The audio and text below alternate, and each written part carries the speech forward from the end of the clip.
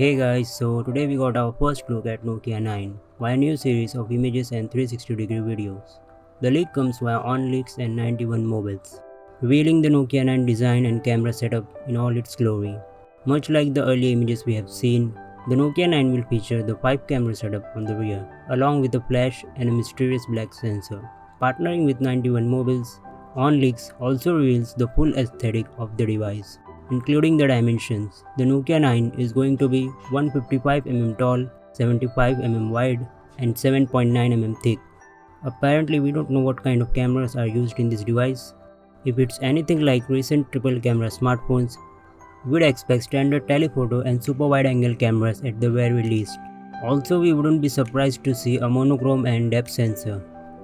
In terms of actual design, the Nokia 9 brings to mind the LG G6, featuring a similar metal frame and notchless 18:9 display. Speaking of the front, we see one selfie camera on the right hand side, along with what appears to be two sensors on the left. We won't see multi-camera setup on the front side. Unlike the G6, however, the Nokia 9 seems to lack a headphone jack.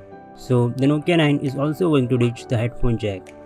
The phone is also missing a visible fingerprint scanner, which means we could see the in-display fingerprint scanner.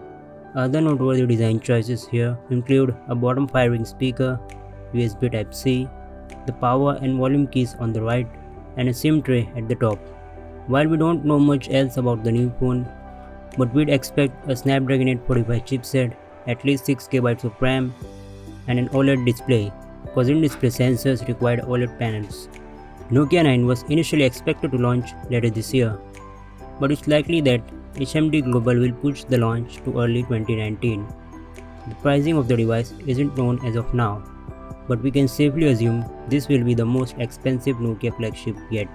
So, what do you think about this phone? Give me your thoughts in the below comment section, and I will see you in my next video.